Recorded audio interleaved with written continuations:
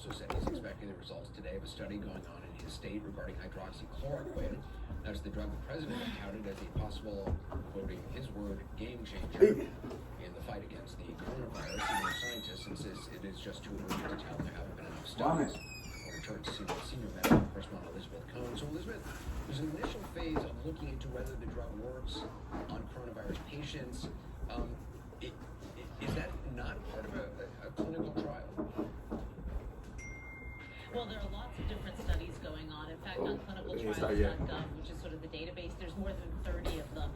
This New York study is interesting. This study, they could do a lot faster than a clinical trial, because in a clinical trial, you give people the drugs, you look, into the future. You have to wait to see how they do.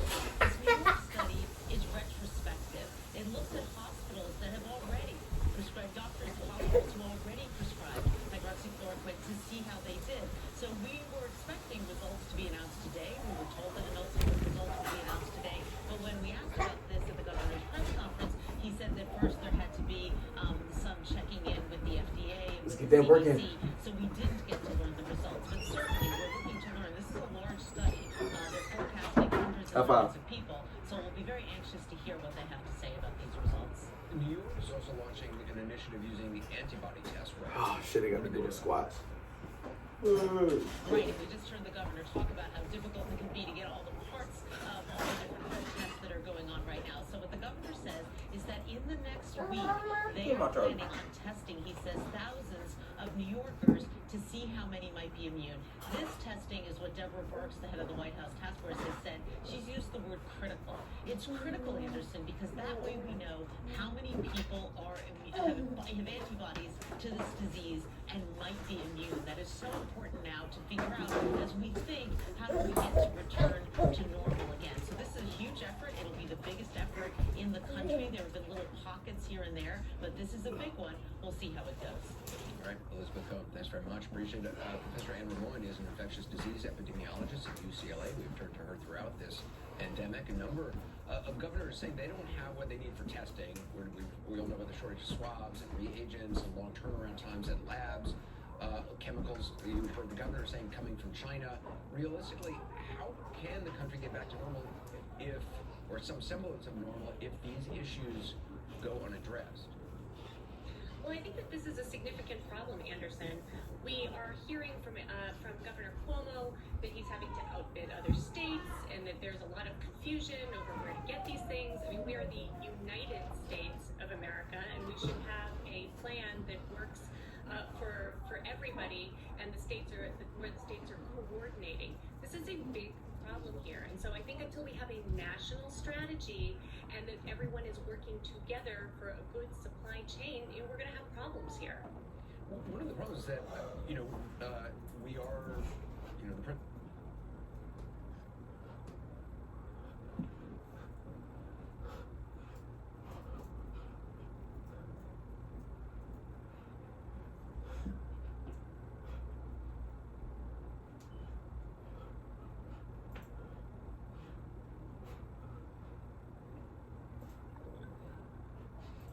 they ultimately may be critical in terms of what supplies the United States is able to get. You're absolutely correct. Here's the thing. Epidemics, and pandemics in particular, are inextricably intertwined with politics, and so it's a very delicate balance here. We are not alone in this, and the whole world is looking for the same things that we're looking for, and so we have to be working nationally in a united way, and also looking internationally, having excellent cooperation, because we really depend upon many places, including China, for these reagents, and many of the supplies that we need to be able to enact testing in the way that we need to do it right here at home. So New York talking about doing antibody testing. How does that work? I mean, you do a certain number, and that allows you to project that number onto or estimate what the population exposure has been thus far?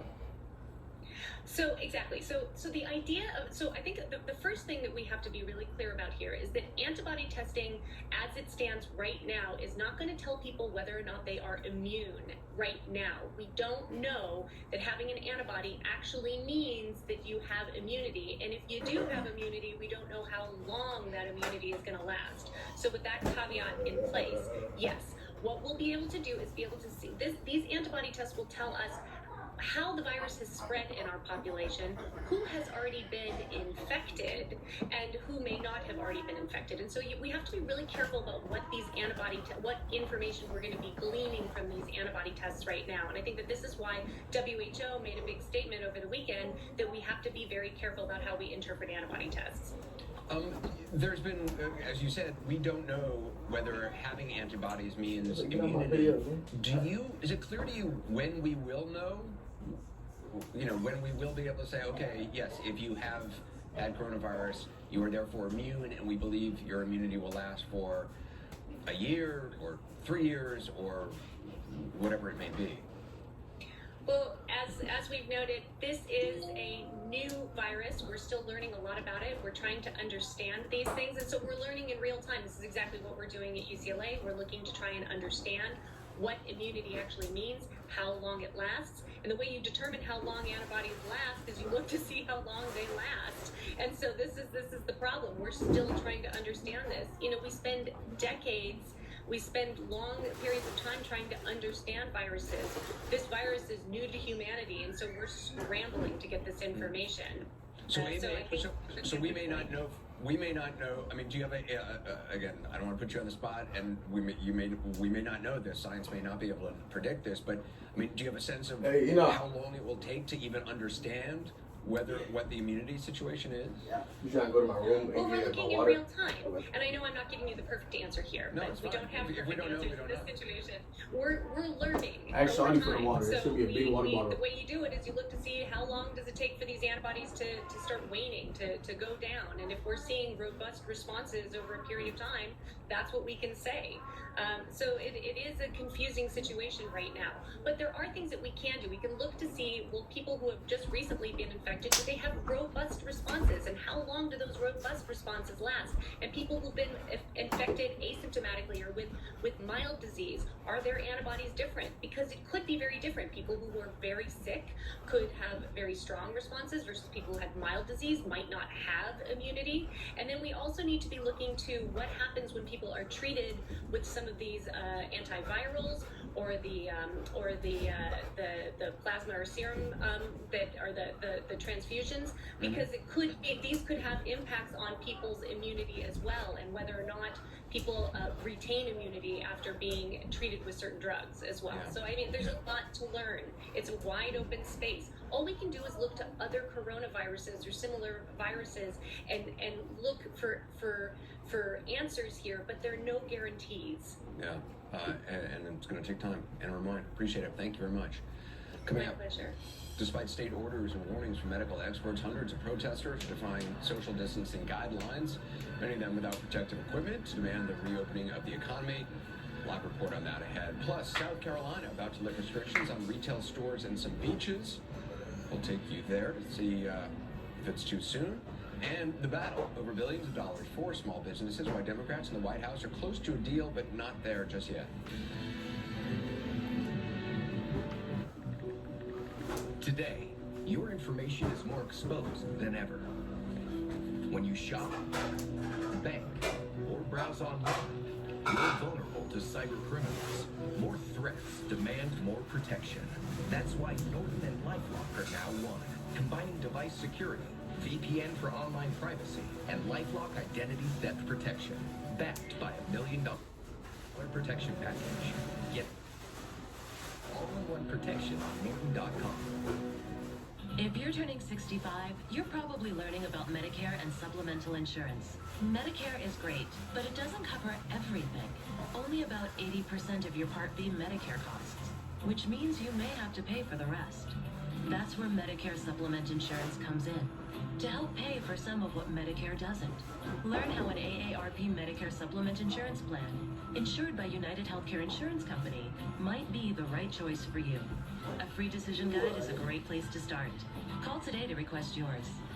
So, what makes an AARP Medicare supplement plan unique? Well, these are the only Medicare supplement plans endorsed by AARP.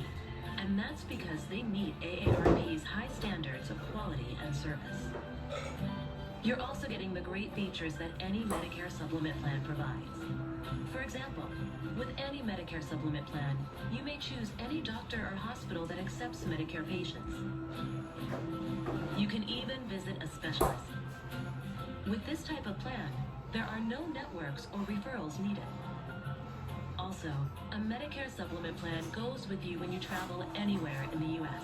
A free decision guide will provide a breakdown of AARP Medicare supplement plans and help you determine the plan that works best for your needs and budget. Call today to request yours. Let's recap. There are 3 key things you should keep in mind. 1. If you're turning 65, you may be eligible for Medicare, but it only covers about 80% of your Medicare Part B costs. A Medicare supplement plan may help pay for some of the rest. 2. This type of plan allows you to keep your doctor, as long as he or she accepts Medicare patients. And 3. These are the only Medicare supplement plans endorsed by AARP. Learn more about why you should choose an AARP Medicare supplement plan. Call today for a free guide. Needles, essential for the sea urchin, but maybe not for people with rheumatoid arthritis, because there are options, like an injection. Xeljanz XR, a once-daily pill for adults with moderate to severe RA for whom methotrexate did not work well enough. Xeljanz XR can reduce pain, swelling, and further joint damage, even without methotrexate. Xeljanz can lower your ability to fight infections like TB. Don't start Xeljanz if you have an infection. Taking a higher than recommended dose of Xeljanz for RA can increase risk of death, serious, sometimes fatal infections, cancers, including lymphoma, and blood clots have happened, as have tears in the stomach or intestines, serious allergic reactions, and changes in lab results. Tell your doctor if you've been somewhere fungal infections are common, or if you've had TB, hepatitis B or C, or are prone to infections. Needles, fine for some, but for you, 1 pill a day may provide symptom relief. Ask your doctor about Xeljanz XR, an injection. I know one thing. I love my house. It's just home, and I love it. For over 25 years, Home Instead has helped seniors stay home. Now, staying home isn't just staying in the place they love.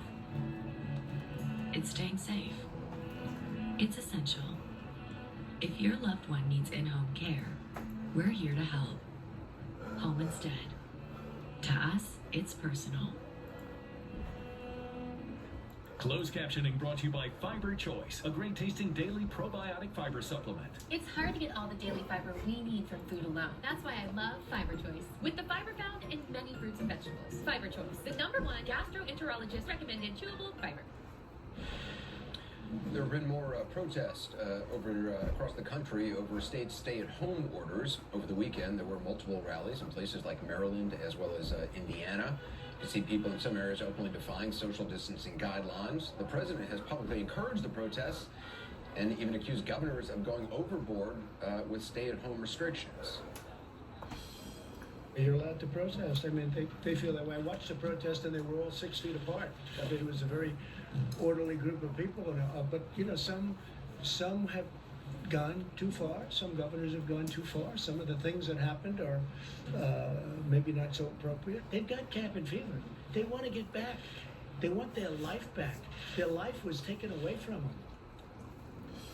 These are the very guidelines the president himself has put into place. Miguel Marquez, our national correspondent, is in Harrisburg, Pennsylvania, where hundreds of protesters are now outside the state capitol. Miguel, what's it like? Yeah, well, as the president has used the briefing room at the White House and his Twitter feed to sort of encourage these protests, this is what we have. There are several hundred still here. They've just wrapped up the official part of this protest, but there are still several protesters here. I'm going to show you the truck here that's going by with all the flags. much of this feels like a Donald Trump re-election rally at the same time. Many people coming out to support the president, many not wearing masks. Some are, but a lot of the people in this crowd right now are not wearing masks and don't have a particular concern about the coronavirus. They think either it is completely political or it doesn't really apply to them or it's not as serious as they say. There were several hundred on this side of the street, there were several hundred on that side of the street, and then you had hundreds and hundreds of cars coming up and down. I mean, in all, they probably had thousands of people, protesters out in front here, urging the governor to reopen the state. The governor issuing an extension of the stay-at-home order while this protest was going on. So clearly, there is a standoff between the state governor here in Pennsylvania and the protesters.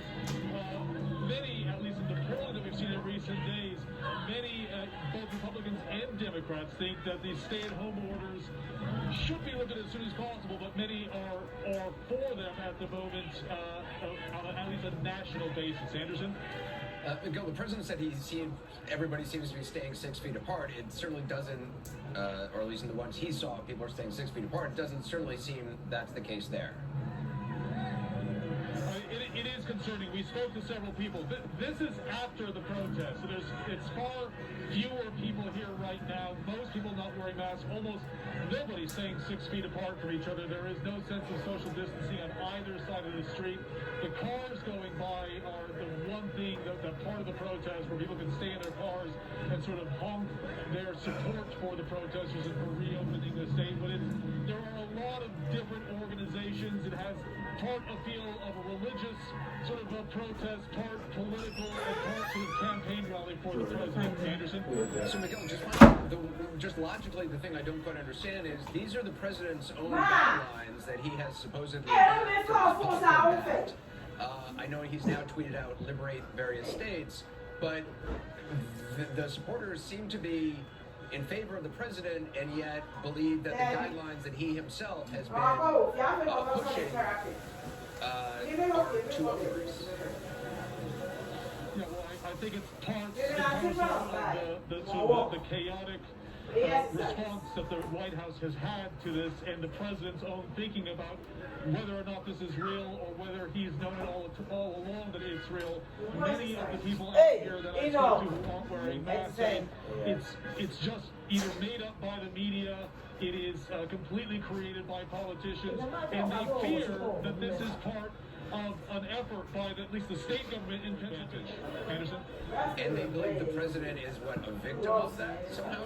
That he doesn't realize? Hey, yo!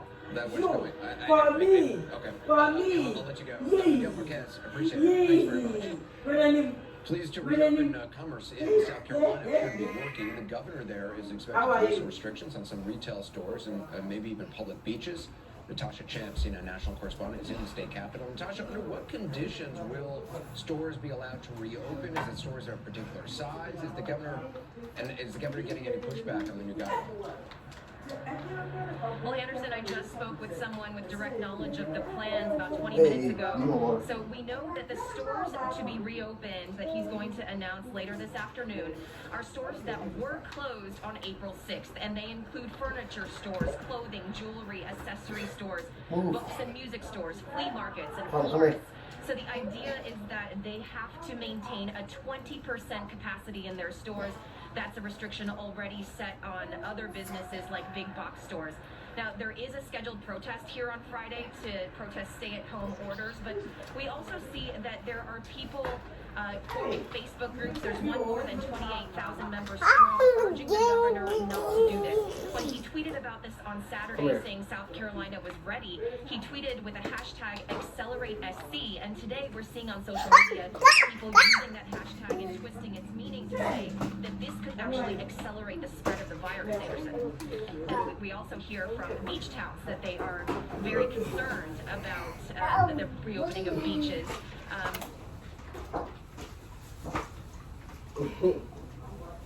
Nigga just cut everything off.